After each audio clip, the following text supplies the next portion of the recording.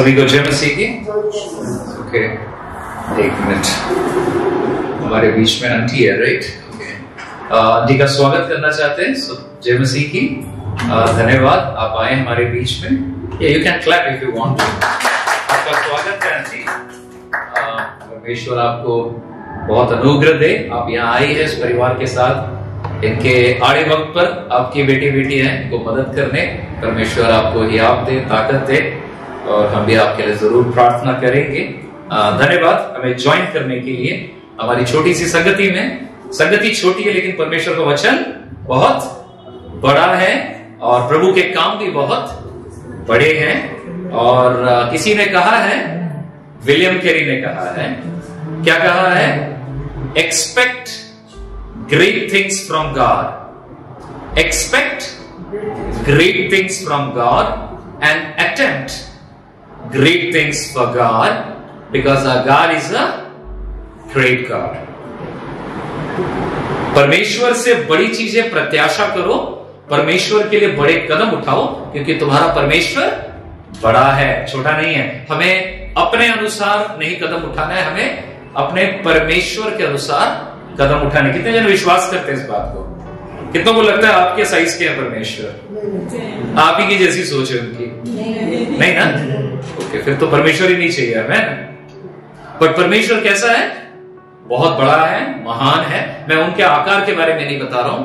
उनका दिल, उनका मन, उनका ताकत, उनका संयम, उनका प्यार, और उन्होंने जो योजनाएं बनाई है वो भी हमारे लिए बड़ी है। अगर आपको पता चल जाए कि भाई मेरे को ताकत देने वाला बड़ा है, तो मैं फिर क्या छोटे छोटे काम करूंगा?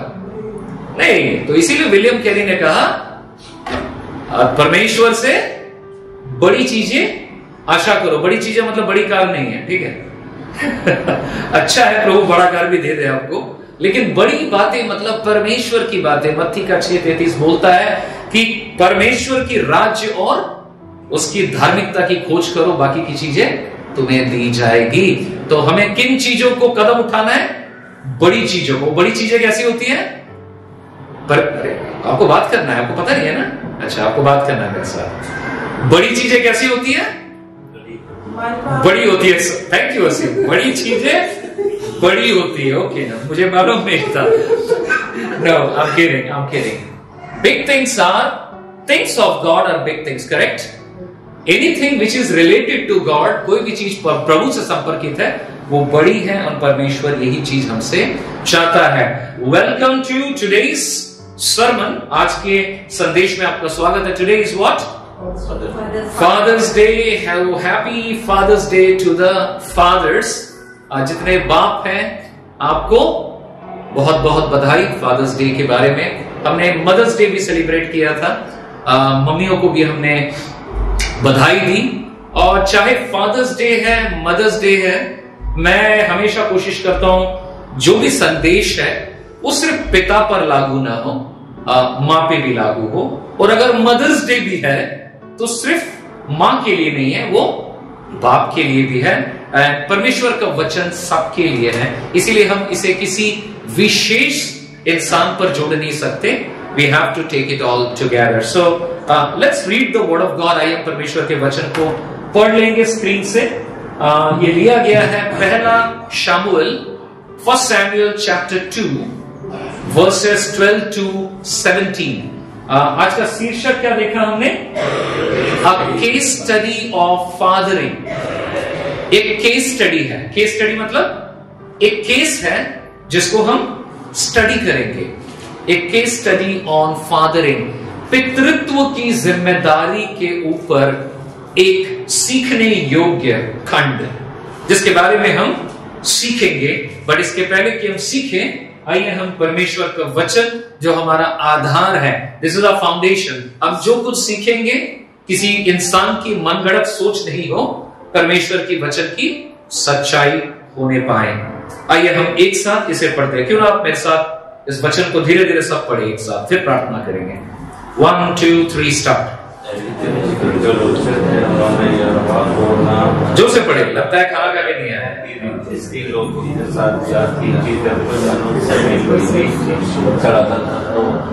तब याजक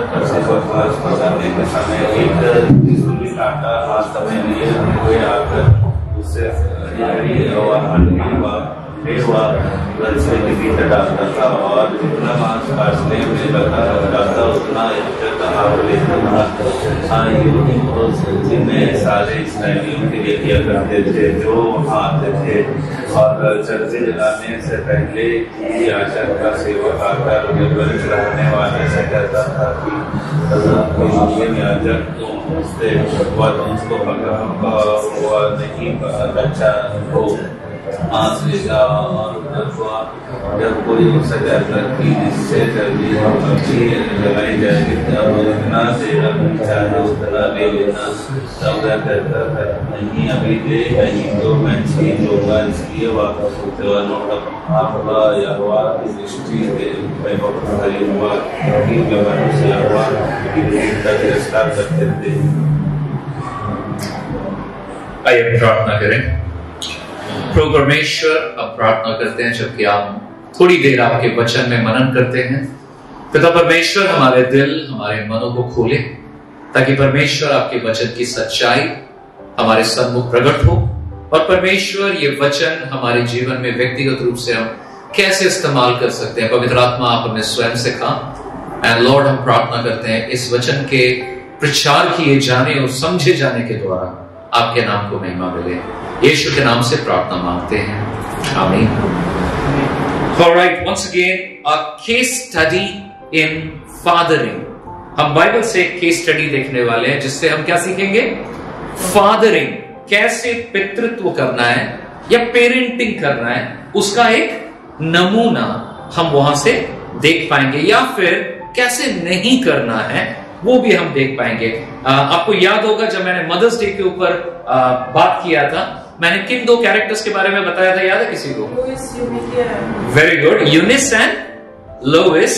तिमोथी की दादी नानी कौन थी? लुइस। एंड यूनिस उसकी मम्मी थी। और किस प्रकार तिमोथी के जीवन में बचपन से ही इनका एक योगदान रहा और आपने बहुत सकारात्मक दृष्टिकोण पाया। इट वॉज एन अमेजिंग कि हाउ फ्रॉम चाइल्डहुड, बचपन से उसको उन्होंने बिल्ड किया एंड भविष्य में जाके तिमोथी बना। और हमें वचन में पहला तिमोथी दूसरा तिमोथी मिला और किस प्रकार से पौलुस ने उसे अपना आत्मिक बेटा बनाया कि प्रभु के सेवा में तिमोथी एक बहुत ही स्ट्रॉन्ग अगुवे के रूप में खड़ा हुआ। एंड हमने वचन में भी पाया ना कि अपने नौजवानी के दिनों में बताते हैं कि अपने नौजवानी को तुच्छ ना जानना, लेकिन अपने चाल चलन बातचीत हर चीजों में दानों में तू अव्वल रहना। पौलुस उसको नसीहत देता है। वो एक मदर के बारे में हमने देखा, उनका योगदान। आज हम जो देखने वाले हैं ये फादर के बारे में, और मैं आपको बताना चाहता हूं केस स्टडी बड़ी इंपॉर्टेंट बात होती है। कितनों ने वर्ड सुना है केस स्टडी? केस स्टडी सुने? Okay.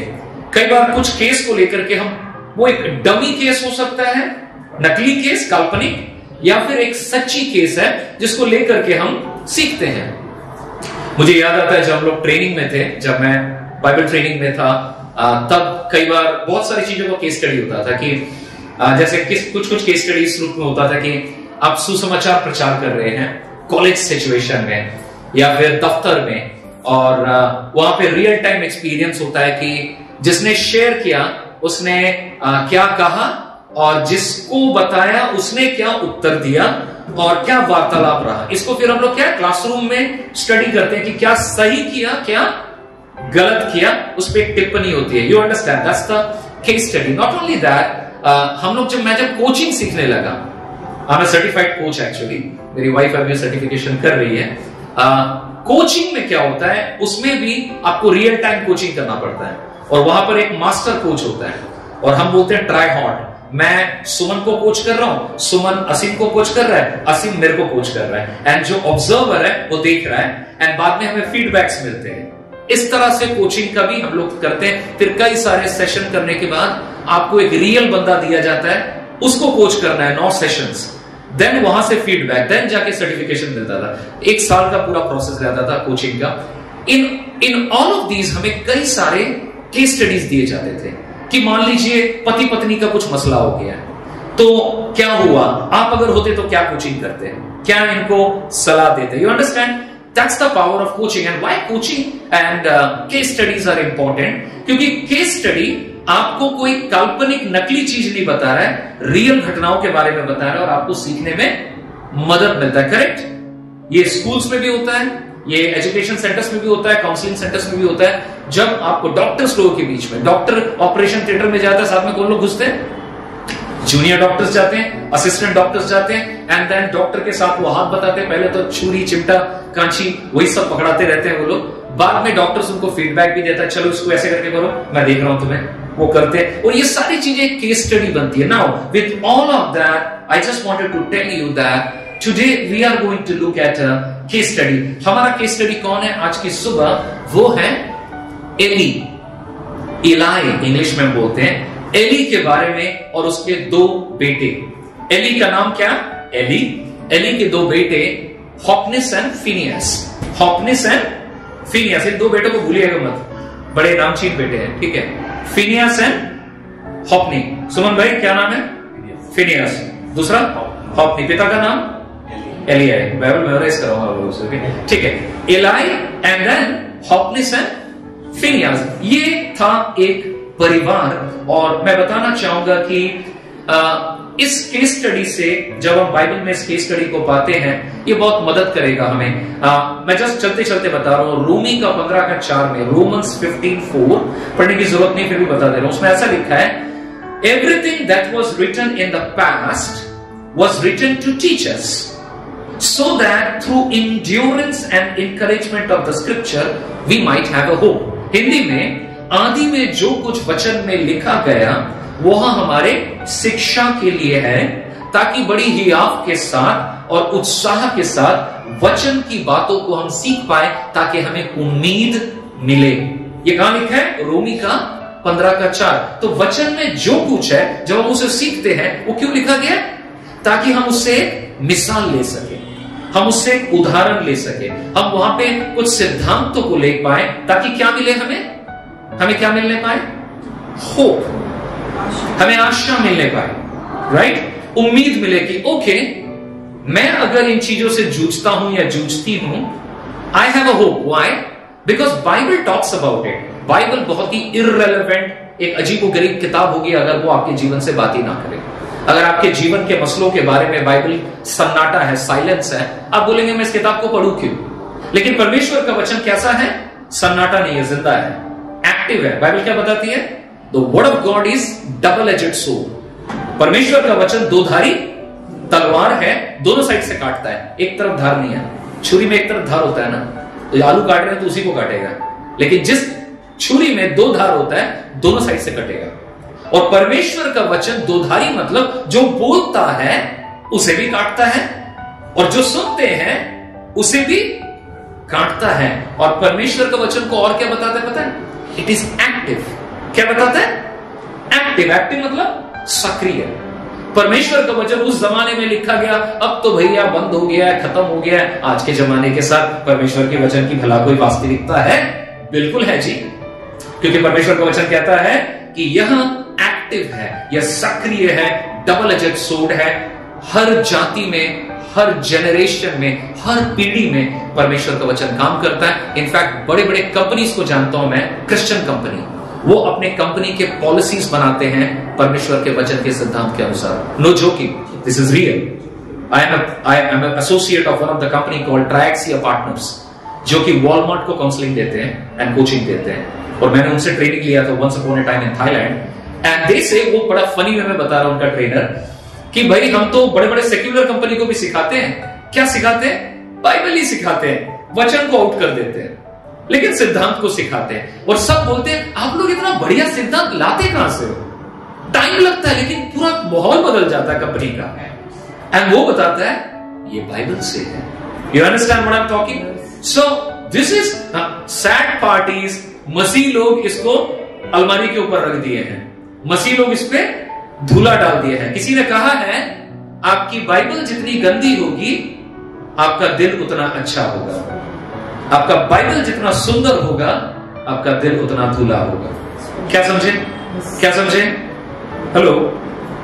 The more your Bible is dirty, मतलब उसको पेन लगा रहे हो, स्केच पेन मार रहे हो, पढ़ रहे हो, गारा रहे हो, उड़िया में बोलते हैं गारा, ओके, उसको जितना ज्यादा यूज करो। आजकल लोग बोलेंगे मैं तो स्मार्टफोन यूज करता हूं, कहां पकड़ूं? नहीं, स्मार्टफोन में भी वो करते हैं आजकल। अगर यू वर्जन भी बाइबल पढ़ेंगे ना, उसमें हाईलाइटर होता है।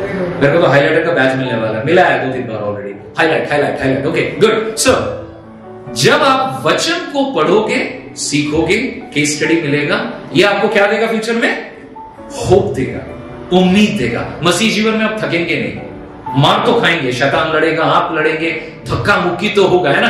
धक्का मुक्की होने से क्या होता है? एक कमजोर आदमी हार जाता है, लेकिन ताकतवर प्रबल हो जाता है। लेकिन धक्का मुक्की तो होता है ना, तो धक्का मुक्की हमारा होता रहता है। अगर परमेश्वर के वचन में हम अटल रहेंगे, we will fight but we will not be defeated, we will have hope to continue to fight. So आज जब हम फादरिंग के बारे में बात कर रहे हैं, फादरिंग इज नॉट इजी। पिता बनना आसान नहीं होता है, माता बनना भी आसान नहीं होता है, अभिभावक बनना आसान नहीं होता है। It's very very challenging role. बच्चा पैदा करना बहुत ज्यादा टफ नहीं होता है, it's a process. You do the right things and the child would come, unless there is a complication. But nurturing that child, उस संतान को पालन करना आसान नहीं है। जो माँ बाप हैं, हम लोग जानते हैं उस चीज को। ना आप बोलेंगे भाई आज तो जो गैर मसीह वो भी तो बच्चे बड़े कर रहे हैं। बिल्कुल सही बात है आपकी, वो भी पूरी शिद्दत से बच्चे बड़े कर रहे हैं, खाना खिला रहे हैं, पिला रहे हैं, बच्चों को एजुकेशन दे रहे हैं, बच्चों को तालीम दे रहे हैं, बहुत कुछ कर रहे हैं, वेरी गुड। तो हमें क्या नया सीखने की जरूरत है? कुछ बात सीखने की जरूरत है, जो कि कहां से आता है? बाइबल से आता है। क्योंकि हमें किसके जैसा पेरेंटिंग नहीं करना है, हमें दुनिया के जैसा पेरेंटिंग नहीं करना है। आमीन? कोई आमीन कहे? आपको कैसा पेरेंट बनना है? दुनिया वाला पेरेंट ना बिब्लिकल पेरेंट बनना है? Thank you. बाइबलीय अभिभावक बनना है हमें, ताकि हम गॉडली वे में ग्रो करने पाए। मुझे गॉडली पेरेंटिंग नहीं मिला क्योंकि मैं हिंदू परिवार से आता हूं और मेरे पेरेंट्स कोई क्रिश्चियन नहीं थे, संडे स्कूल का कोई चांस ही नहीं था, आप जानते हैं। लेकिन परमेश्वर की योजना थी, प्रभु ने सिखाया। जब प्रभु ने मुझे पाया और मैंने प्रभु को पाया, तब धीरे धीरे बातें आगे बढ़ी।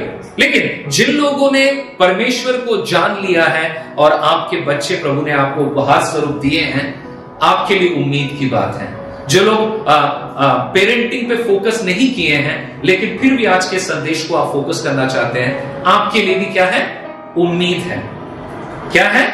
उम्मीद है, होप है, आशा है। लेकिन उसके पहले नाउम्मीद की बातों को हम थोड़ा सा देखेंगे इस केस स्टडी से। डिटेल्स, आपने वचन पढ़ा, डिटेल्स हम देना चाहेंगे। क्या लिखा है?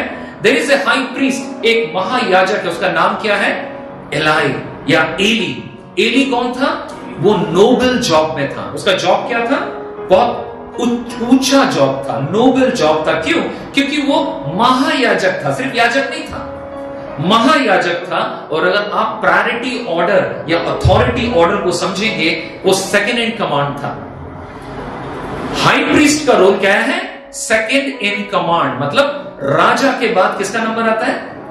हाई प्रीस्ट, महायाजक का नंबर आता है। लेकिन सच्चाई ये है, इलाई या एली जब था, उस समय राजा नहीं था, राजत्व नहीं था। इतिहास में जाना पड़ेगा आपको। इतिहास में क्या बताता है? उस समय राजतंत्र नहीं था। आप समझते हैं इस बात को?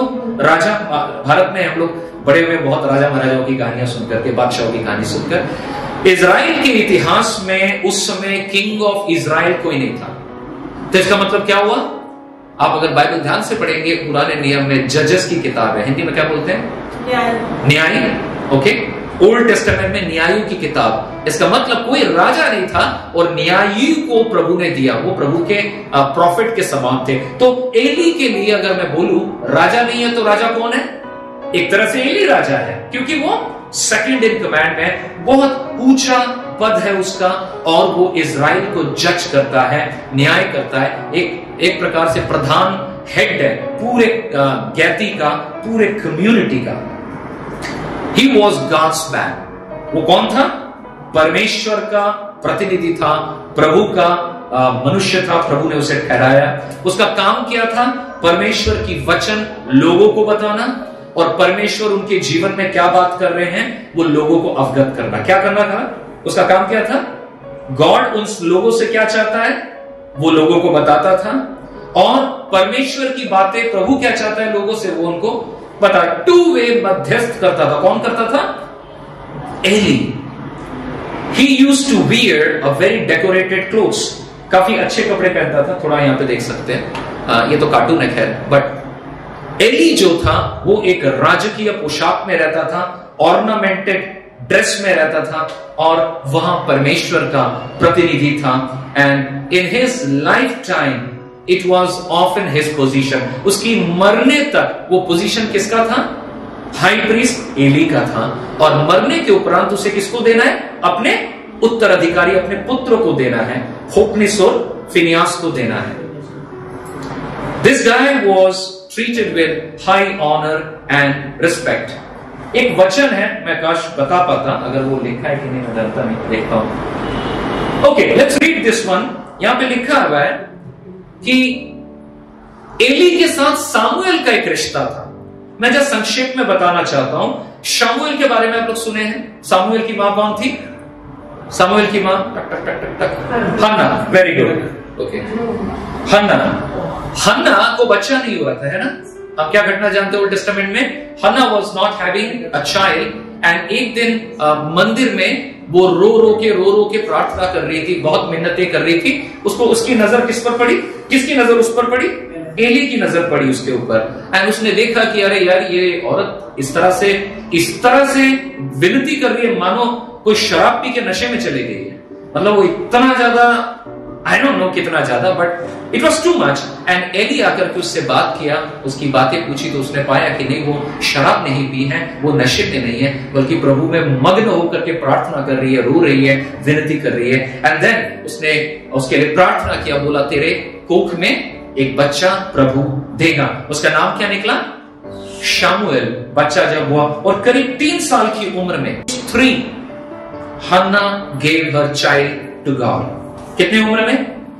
3 साल की उम्र में। मैं नहीं बता रहा हूं बाइबल में हर बच्चे को 3 साल की उम्र वेट करना है आपको, आप बचपन से डेडिकेट कर सकते हैं, बट 3 साल की उम्र में उसने डेडिकेट न किया, सिर्फ उसने टेंपल में ही दे दिया। उसने अपने बच्चे को किधर दिया? उसने एली को दे दिया कि ये प्रभु ने मुझे दिया है। शामुएल का मतलब है प्रभु के द्वारा पाया हुआ, ओके? तो उसने शामुएल को क्या किया? प्रभु ने दिया, मैं प्रभु को वापस देती हूं, इसे आप तैयार करें। हाई प्रीस्ट एलाई, आप मेरे बच्चे को तैयार करें और बनाएं उसको।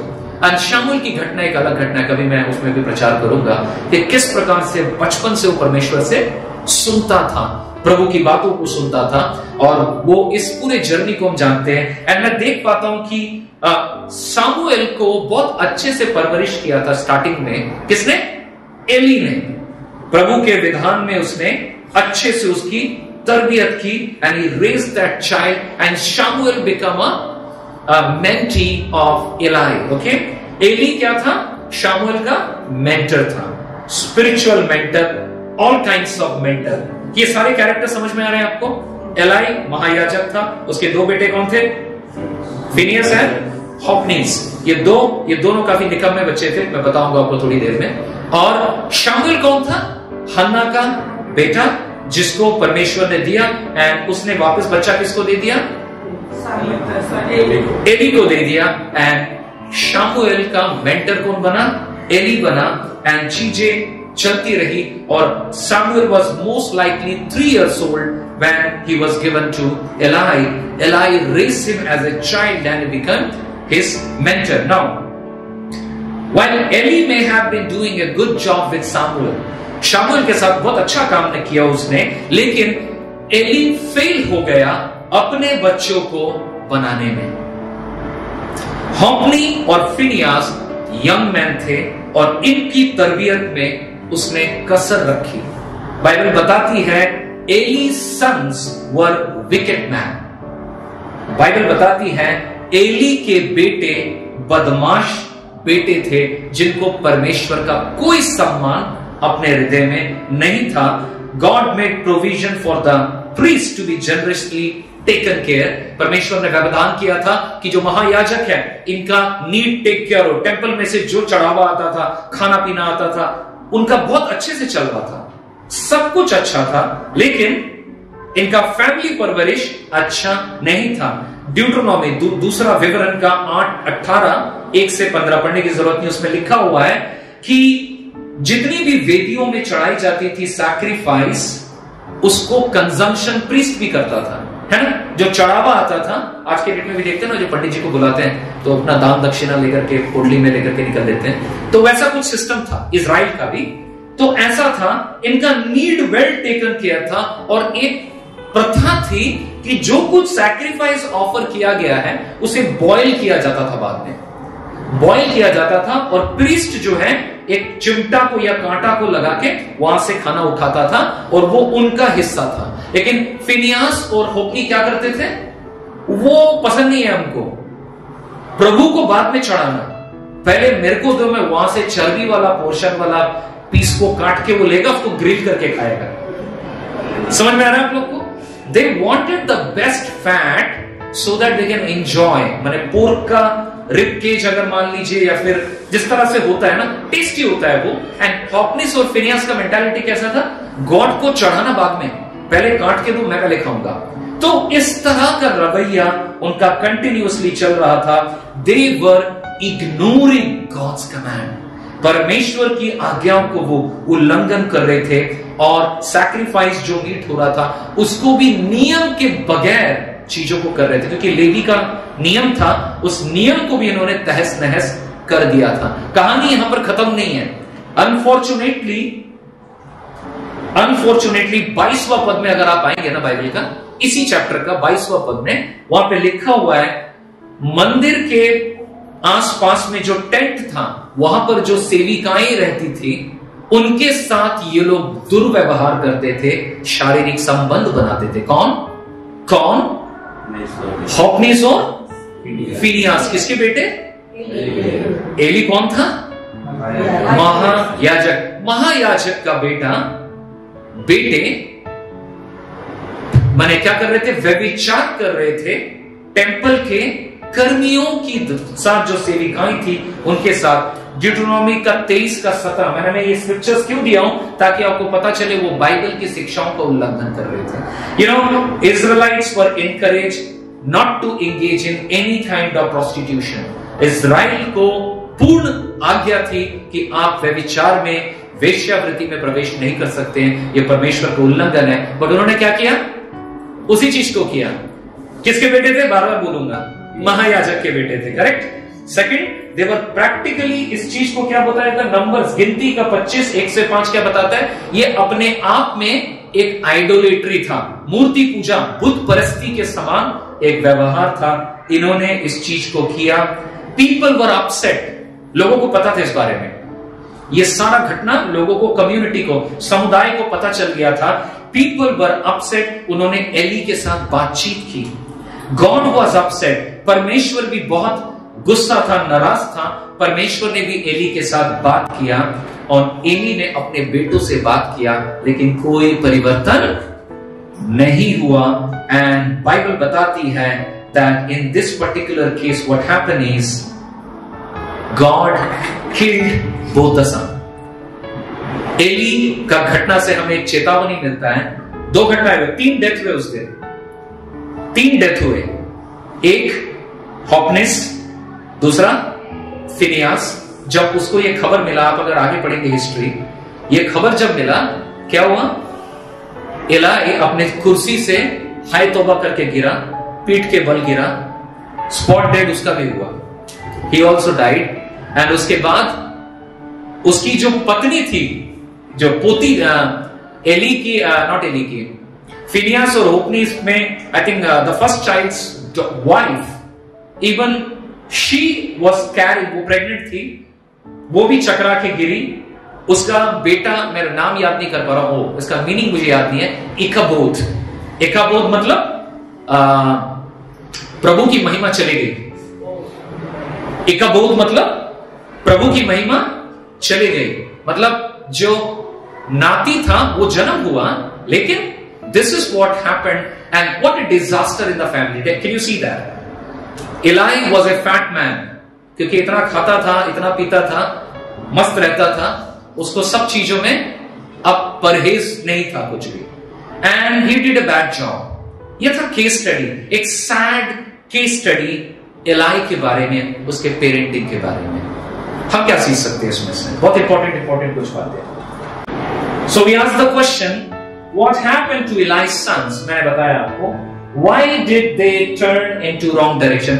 एली के बेटे गलत रास्ते पर क्यों गए, है ना? सवाल तो आता है, क्योंकि पर्दा जब खुल रहा है नाटक का, हम ऑलरेडी पा रहे हो बदमाश है। बदमाश हुए क्यों चीजें गड़बड़ हो गई? हम क्या सीख सकते हैं? We don't have many specific statements, but I think we can make some intelligent suggestions.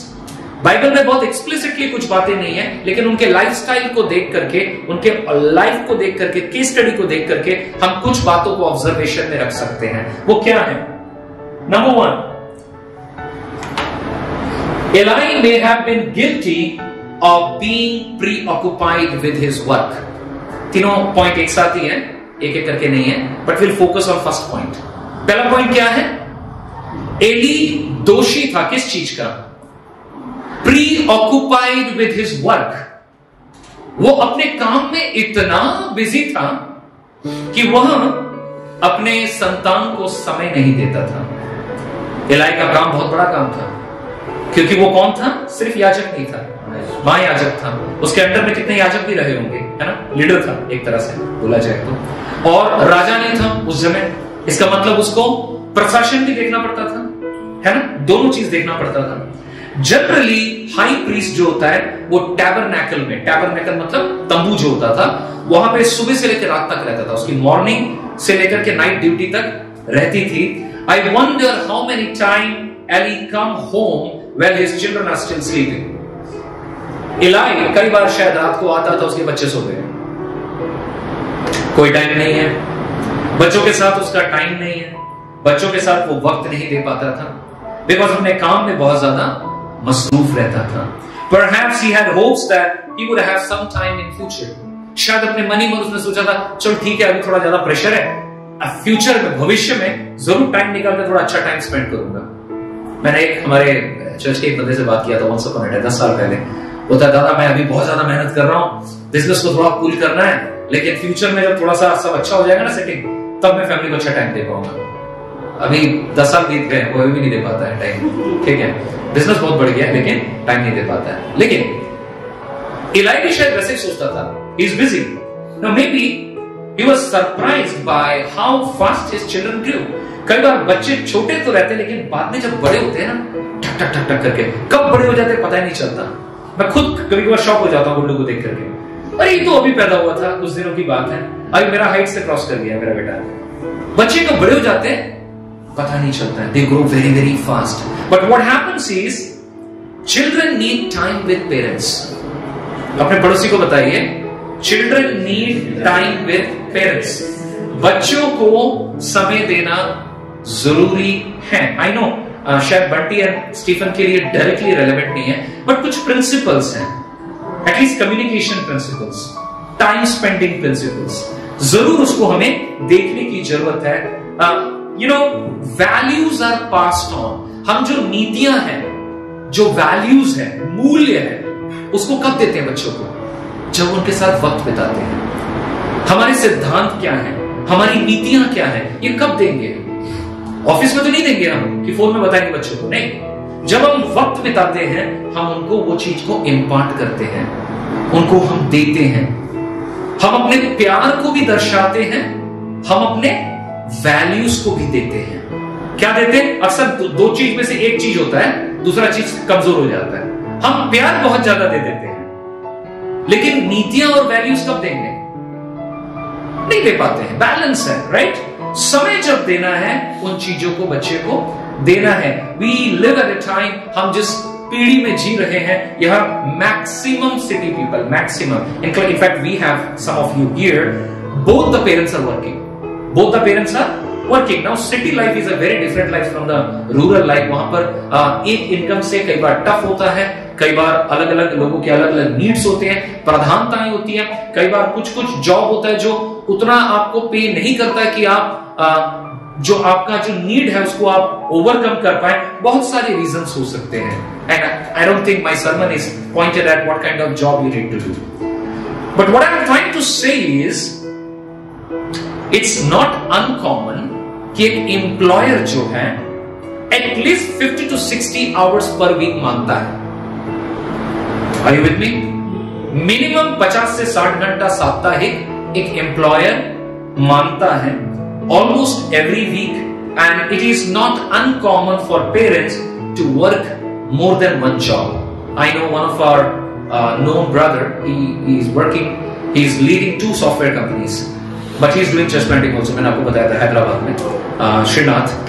But he works 15 hours a day. Crazy. 15 घंटे काम करने पड़ते हैं. उसके चलते उसने बाकी चीजों को संतुलन संभाला, लेकिन एक जगह मार खा गया.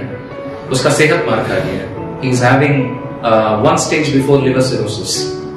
बहुत ज्यादा उसका तबीयत, क्योंकि खाना अजीब. Anyways that's a different topic. But balance जरूरी है. हम यहाँ पे पेरेंटिंग बैलेंस के बारे में बात कर रहे हैं. हेल्थ बैलेंस का भी और बात करेंगे. लेकिन पेरेंटिंग बैलेंस ये एक सच्चाई है. Any job can be like a magnet pulling us from our home. हर काम एक चुंबक के जैसा, और कुछ मांगे ना मांगे आपको अपने परिवार से जरूर खींच लेगा. परिवार से वो खींचेगा. राइट? ये हकीकत है. इसमें अच्छा और बुरा का बात नहीं आ रहा है. अभी हम बात कर रहे हैं क्या हकीकत है. हकीकत क्या है? 50 से 60 घंटे काम करने पड़ते हैं, इनकम अर्न करना पड़ता है, विच इज फाइन. परमेश्वर ने बोला, प्रभु ने काम बनाया. करेक्ट? प्रभु ने क्या बनाया? काम बनाया. पाप आने से पहले भी काम था. पृथ्वी में पाप, थियोलॉजी क्लियर करते हैं थोड़ा. लोग बोलते हैं काम पाप की वजह से आया है. नो, काम पहले भी था. परमेश्वर ने आदम और हवा को चुना था ना. उसने क्या बताया था? ईदेन की वाटिका तुम्हारी है, इसके भंडारी बनो, जो कुछ है इसको मल्टीप्लाई करो. मैंने कई बार इस तरह का चीज अपने सर्मन्स में कहा है कि क्रिएशन मैंडेट में उन्होंने वर्क मैंडेट दिया हुआ था, बट गॉड ने बोला था मल्टीप्लाई इट. जो दिया गया उसको मल्टीप्लाई करो, उसको बढ़ाओ, उसको संवारो, उसको बनाओ. लेकिन जब पाप आ गया तो काम का क्या हुआ? काम कैसा हो गया? टफ हो गया. अब श्राप में क्या मिला पुरुषों के लिए, हालांकि महिलाओं के लिए भी एप्लीकेबल है वो. पांव का घाम ना सिर का घाम, क्या सिर का पसीना होगा. राइट? पसीना बहेगा तब जाके. तो work has become unhealthy. Are you with me? Work was there, but पाप की वजह से काम अनहेल्दी हो चुका है. आज मालिक अपने वर्कर्स को इंसान नहीं कमोडिटी के रूप में यूज करते हैं कई बार. रिसेंटली एचडीएफसी बैंक का वायरल हुआ था ना, वीडियो देखा आप लोगों ने? यूट्यूब में जाइएगा, HDFC video viral, sales target. इतना घटिया video, my goodness. I was feeling so pity for the staff. Sales है भाई, सेल्स है. हाँ, सेल्स होना चाहिए. सेल्स होगा अगर आपका प्रोडक्ट अच्छा है तो. मार के डांट के आप काम नहीं करा सकते हो. In the long run नहीं चलेगा. That's not my topic again. But what I'm saying, understand क्या हो रहा है? Jobs have pulled the parents from the child. I think the real problem is that we have a great drive for success. इससे भी deeper problem क्या है? लोगों के अंदर एक drive है सफल बनने का. कई बार लोग जानते हैं, कई बार अनजाने में हैं. क्या बनना है? क्या बनना है? Fill in the blanks. सफल बनना है. दुनिया ने कहीं ना कहीं सफल बनने की परिभाषा कोडिंग करके डाल दिया है. तो थोड़ा भी कुछ कम हो जाता उनको लगता है सफल नहीं है. लेकिन सफलता की सही परिभाषा उन्होंने नहीं कमाई है. इसके चलते दुनिया का परिभाषा क्या है? और काम करो, और पैसा आएगा, और ओवर टाइम करो, और आएगा तो ये भी खरीद पाओगे, और आएगा तो वो भी पे कर पाओगे, और आएगा ये भी होगा, और होगा वो भी होगा. सारा कुछ अच्छा है, कमाना अच्छा नहीं है, ऐसा नहीं बता रहा हूं मैं. बट प्रॉब्लम क्या है? संतुलन. प्रधानताएं चेंज हो चुकी है, और इसकी वजह से क्या हुआ है? We want to advance, we want to work our way up to the corporate ladder. We want nice car, we want nice house, we want enjoy comfort that is available to us. वो enjoy कर रहा है, मैं नहीं कर पा रहा हूं, मैं कैसे कर सकता हूं? मुझको ये करना है, मुझको वो करना है, मुझको ये इंक्रीमेंट चाहिए, मुझको वो पर्क चाहिए. अगर इतना और इनकम आ जाए मासिक आय में तो शायद हम और बेहतर जिएंगे. Logically correct, but biblically not necessarily correct. क्योंकि you may be seeing one dimension of success, God sees success as your holistic development. समझ में आ रहा है? लोग दुनिया में क्या देख रहे हैं? सक्सेस मतलब किसके पास ज्यादा पैसा है। करेक्ट? झूठ बोल रहा हूं? सर आजकल क्या है डेफिनेशन? कार को तो पैसा अच्छे, कार को तो बाड़ी अच्छे, गाड़ी अच्छे, एटा ही सक्सेस। कुत्ते के पेला कौन दिया? दुनिया दिया। हमने क्या किया? ले लिया। लेकिन परमेश्वर की परिभाषा क्या है?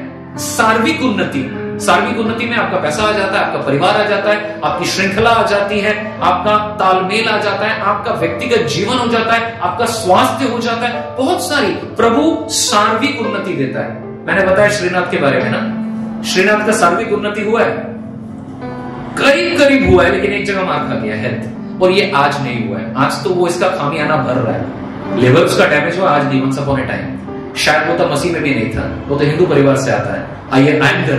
आयनगर ब्राह्मण, वहां से वो प्रभु में आया।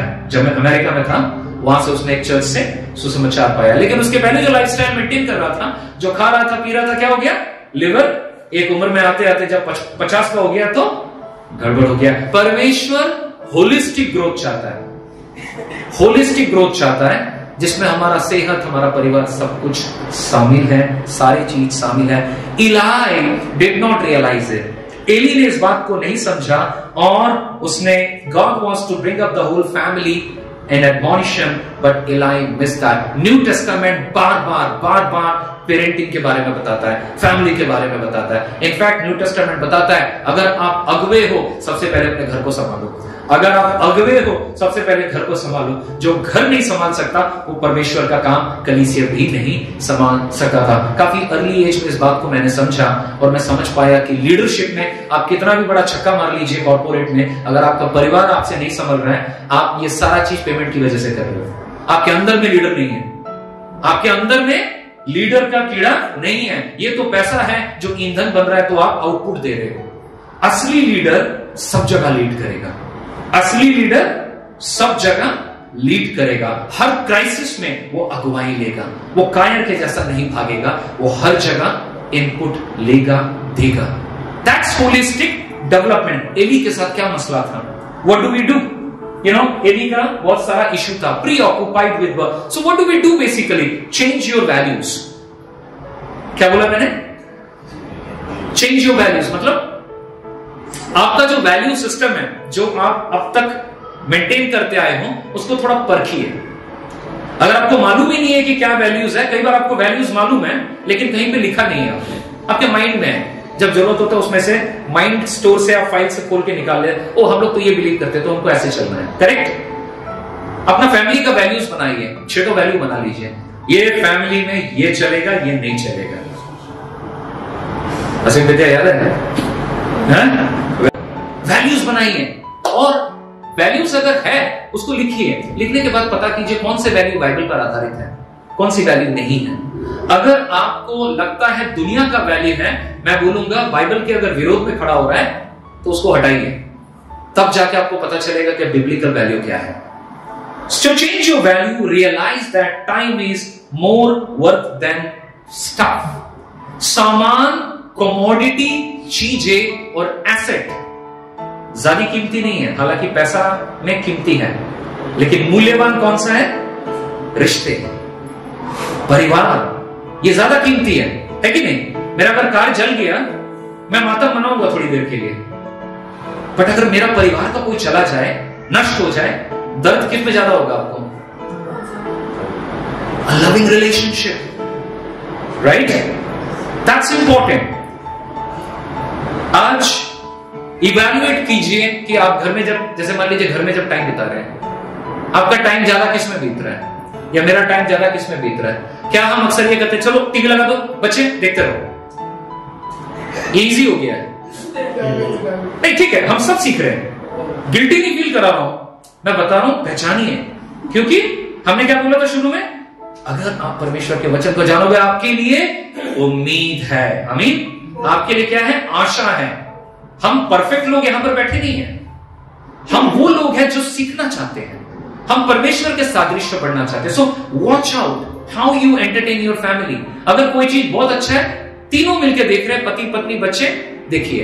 अगर नहीं, अगर आपके पास वही टाइम है, आपको 1 घंटा मिला है, आधा घंटा मिला है, आपने बच्चे के साथ समय नहीं बिताया, आपको समय बिताना है। एंड उसको सिर्फ मोबाइल नहीं पकड़ाना है, टीवी नहीं पकड़ाना है, कुछ करना है, कुछ और करना है, ताकि वो be creative. What I am saying is be creative. जब से स्मार्टफोन है हम क्रिएटिविटी भूल ही गए, क्योंकि सारा क्रिएटिविटी ठूस के वहीं पे घुसा दिया और सारा चीज गड़बड़ा दिया। আমি তোমার বাংলায় বলি, মানে এক একটা গর্ধব আর ভোতা তৈরি হচ্ছে, কোনো ক্রিয়েটিভিটি নেই। उनको रचना लिखने बोलिए, tell them to write an essay, एक काल्पनिक चीज, दांत टूट जाएगा। इमेजिनेशन ही नहीं है, क्योंकि ऐसा करके देखते रहते हैं। बस वही है, समझिए बात को। We need to help. कहां से? आप जो टाइम स्पेंड कर रहे हो, आपको जरूरत नहीं हेवी गैजेट के साथ टाइम स्पेंड करना है। Your children will value the time that you spend with them, talking with them about their life, talking with them their likings, their dislikings, why they don't like a certain friend and why they like a certain friend. तुम्हारे अच्छे दोस्त कौन है बेटा?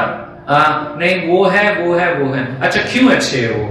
नहीं ना वो ना मेरे को ना उस दिन खाना खिलाया। अच्छा ठीक है, वेरी गुड। अच्छा कौन अच्छे नहीं लगते? नहीं वो अच्छे नहीं। क्यों? नहीं उसने मेरे को मारा था उस दिन। ठीक, कुछ भी है, बट वो टाइम क्या है? क्वालिटी टाइम है। That's your children's time.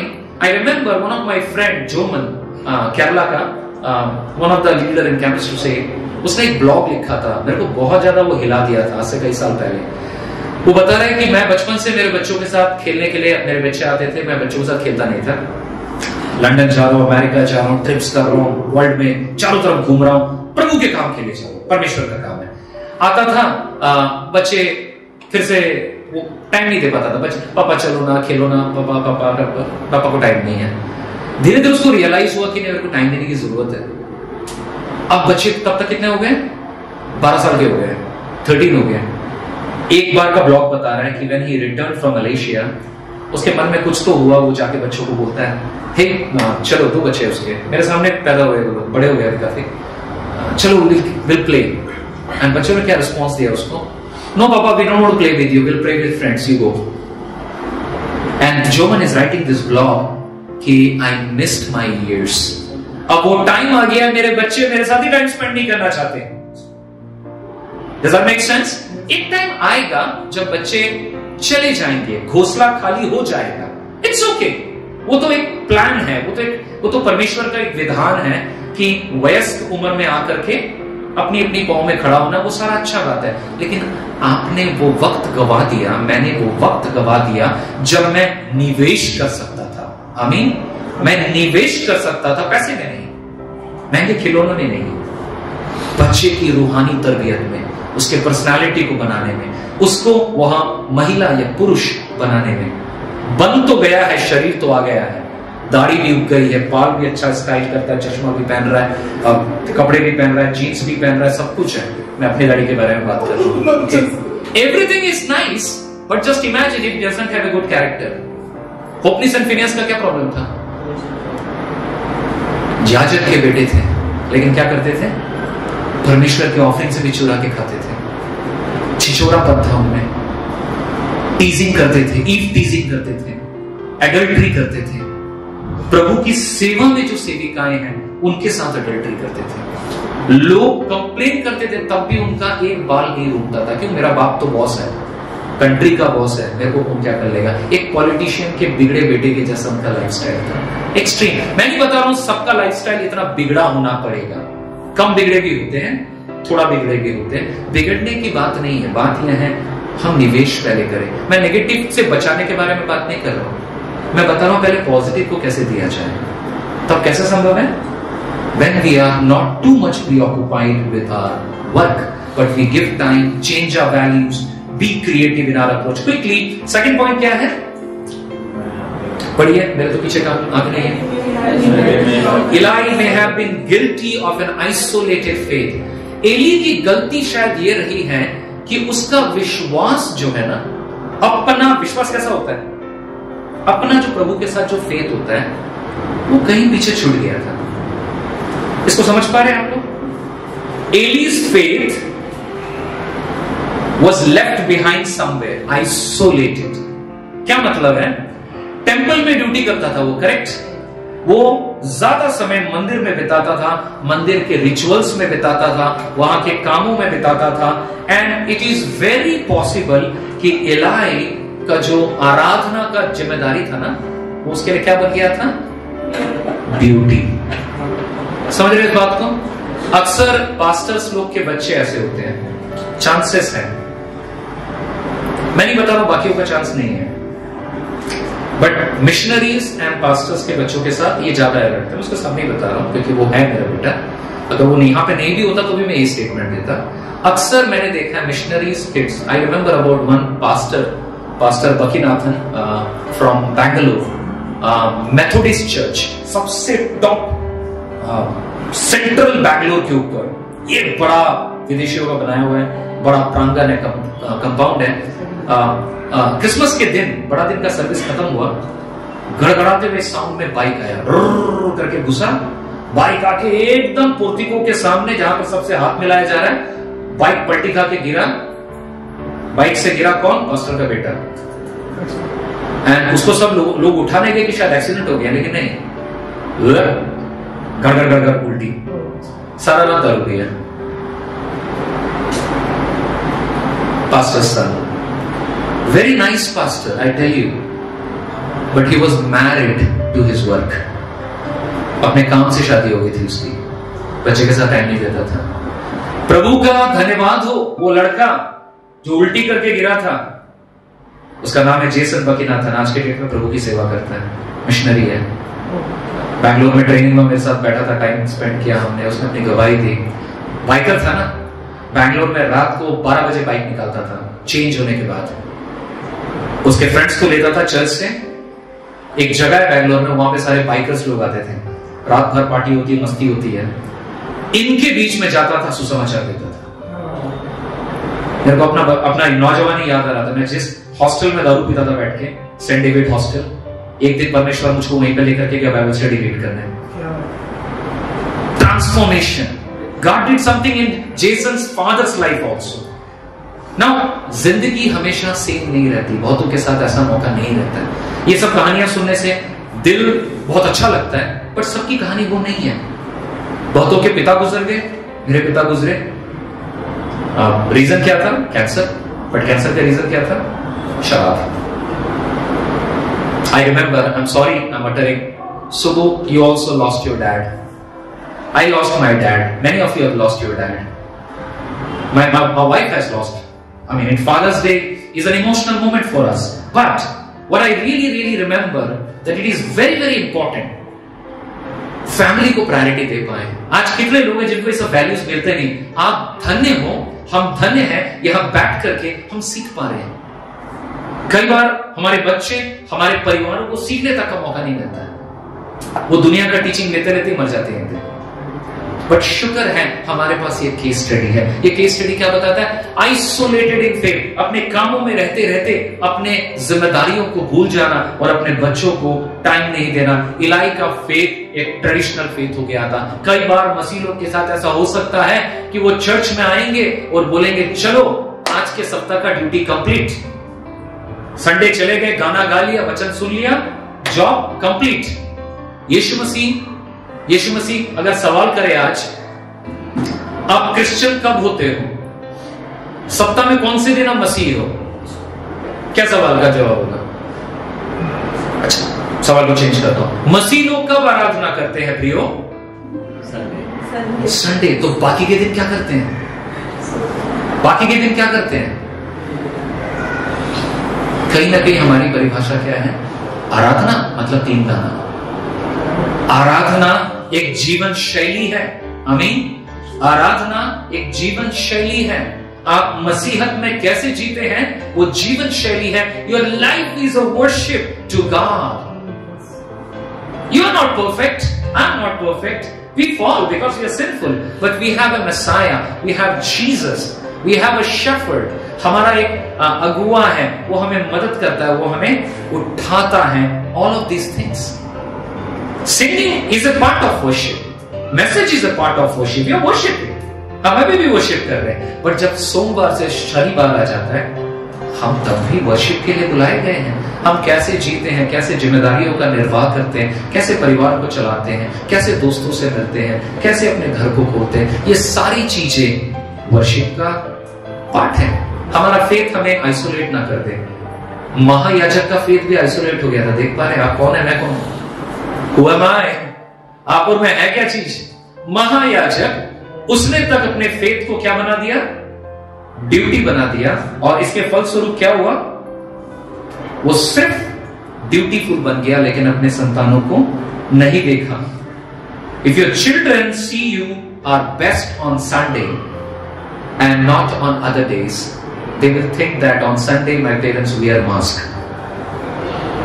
मैं खुद से भी कह रहा हूं। अगर आपके बच्चों को दिखता है कि संडे को बाबा मां बहुत धार्मिक हो जाते हैं, उनको क्या लगता है? ओह, मैंने सीखा एक नया चीज, संडे को हमें मास्क पहनना है, अच्छा वाला मास्क, स्पिरिचुअल वाला मास्क पहनेंगे, फिर जाएंगे चर्च में। अच्छा वाला नया कपड़ा, अच्छा वाला मास्क, वही पहनना है, बाकी दिन मास्क खोल देते हैं। पार्ट टाइम क्रिश्चियन नहीं बनना है, नहीं बनना है। पड़ोसी को बताइए मत बन, भाई नहीं बनना है, बहन नहीं बनना है अपने को। पार्ट टाइम क्रिश्चियन हमें नहीं बनना है। अगर हम टू मच क्रिटिकल हैं, अब्यूजिव हैं, एंड सारा सप्ताह का वीक ऐसे ही चलता है, सिर्फ संडे को आकर के थके मांदे मार खाए हुए सिपाही की तरह चर्च में आते हैं। It's okay to be beaten up once and twice, but after getting beating you need to learn to beat back. शैतान से मार खाते हैं, समझ में आता है, बट हमेशा मत मार खाइए, सीखिए कैसे मारना है, शैतान से लड़ना कैसे है। अगर आप नहीं सीखोगे शैतान से लड़ना, शैतान मार मार के क्या बना देगा? क्या बना देगा? कचूमर बना देगा। Are you listening? आप सुन रहे हैं? मुझे नहीं, प्रभु को सुन रहे हैं? परमेश्वर, हम इलाई से अच्छे हैं नहीं बोल रहा हूं मैं, हम इलाई को उंगली नहीं दिखा रहे हैं, एली तुम कितना निकम्मा है, कितना निठल्ला है।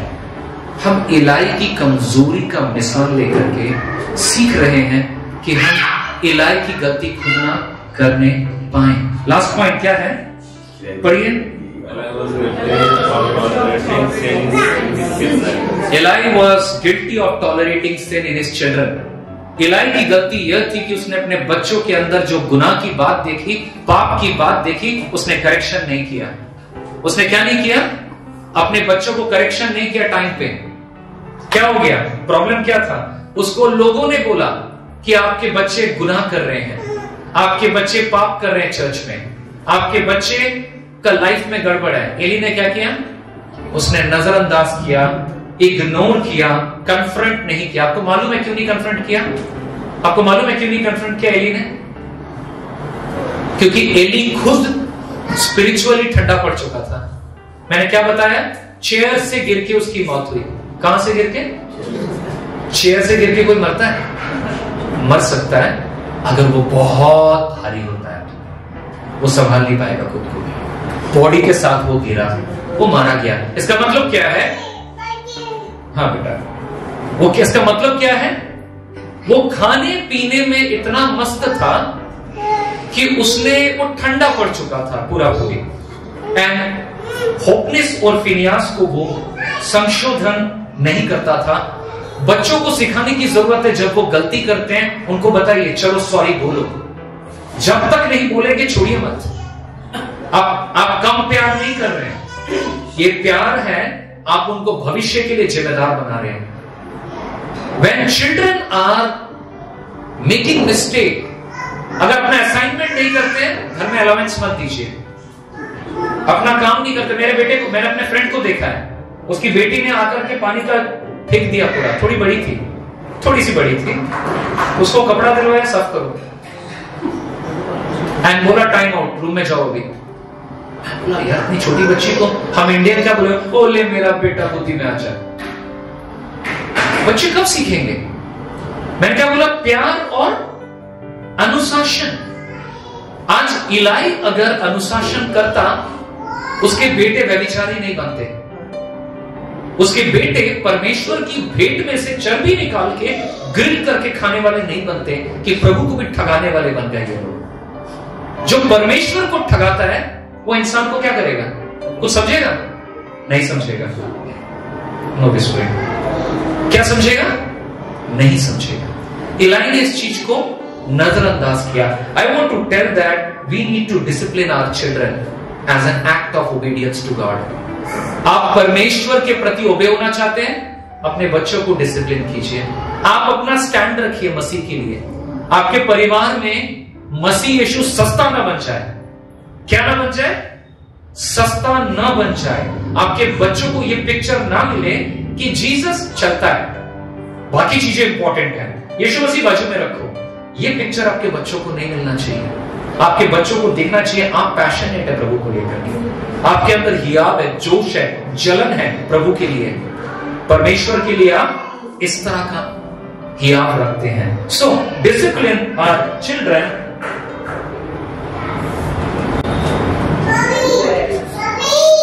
is an act of obedience to the Lord, and Eli's toleration may have led to his own compromised faith. क्योंकि इलाई बर्दाश्त करता रहा, नजरअंदाज करता रहा, झुटलाता रहा, उसने बचपन से लेकर के नौजवानी तक उनको करेक्शन ही नहीं किया, डिसिप्लिन ही नहीं किया, संशोधन नहीं किया, क्या पर्सनल क्या पब्लिक कुछ नहीं इनपुट दिया, खाली प्यार दिया। क्या दिया? प्यार दिया। बच्चे क्या बन गए? आपके सामने उनका भविष्य आपको पेंट हुआ। Lord had killed them through मैंने जैसे पुराने नियम में हम जानते हैं, गॉड परमेश्वर का कह रहा था, they were destroyed. And this is what we see in Eli's life. Eli must have been either engaged in approving their practices or indulgence in his own sin. Eli का लाइफ बहुत ही deadly and रहा, एक महायाजक का life. So what I'm trying to say is these are sobering words. आज fathers day है, ये बड़ा ही sobering कथन है कि हमें देखना है हम अगुवापन अपने परिवार में कैसे दे सकते हैं। I will never forget one of the writers said, when your children are young, they will test the limit. If you tell them not to cross a line, they will still cross it. But continue to show them line so that when they grow, they know some lines. आपके बच्चे सीमा cross करेंगे, but सीमा दिखाते रहिए। जब बड़े हो जाएंगे ना, ऑटोमेटिकली उन सीमाओं की वैल्यू उनके दिमाग में आ जाएगी। बट अगर आप सीमा ही नहीं दिखाएंगे, वो बच्चा है, बड़ा होके सीख जाएगा, कभी नहीं सीखेगा। मैं लिख के दे रहा हूं आज, आप मेरे को भूल जाइए, 10 साल के बाद आप कहीं और पे रहिए, मेरी बात को याद कीजिएगा। बचपन में जो नहीं सीखेगा, बड़े में वो कभी नहीं सीखेगा। So the conclusion is, conclusion क्या है? Even the most religious people can lose their children if they do not give time and attention to the relationship.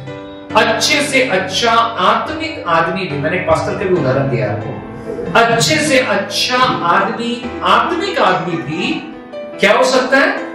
अपने बच्चों को खो सकता है, आत्मिक या मौलिक रूप से, अगर वो क्वालिटी वक्त अपने संतानों के साथ नहीं बिताएगा और परमेश्वर के वैल्यूज उनके लाइफ में नहीं डालेगा और एक बिब्लिकल होम नहीं खड़ा करेगा। ये ऐसा है।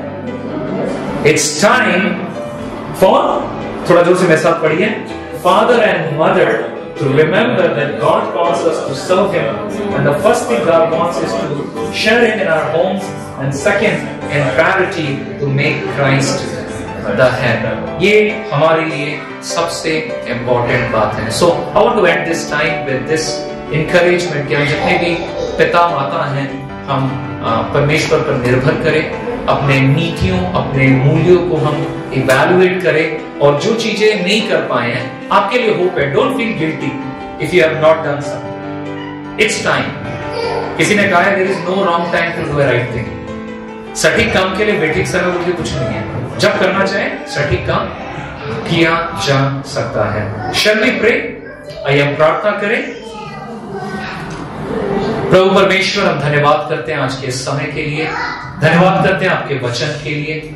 प्रार्थना मांगते हैं प्रभु, हम सबको आप सिखाए परमेश्वर। आपने कहा आपके वचन की शिक्षा हमें उम्मीद देती है परमेश्वर। मैं प्रार्थना करता हूं यहाँ पर हर एक पिताओं के लिए, अभिभावकों के लिए, लॉर्ड हर एक को आप तैयार करें। आपसे हम सीखें, हमारी कमजोरियों में आप हमारी मदद करें, और जो बातें, जो त्रुटियां आज भी हैं प्रभु, उस पे काम करने में सहायता मदद कीजिए।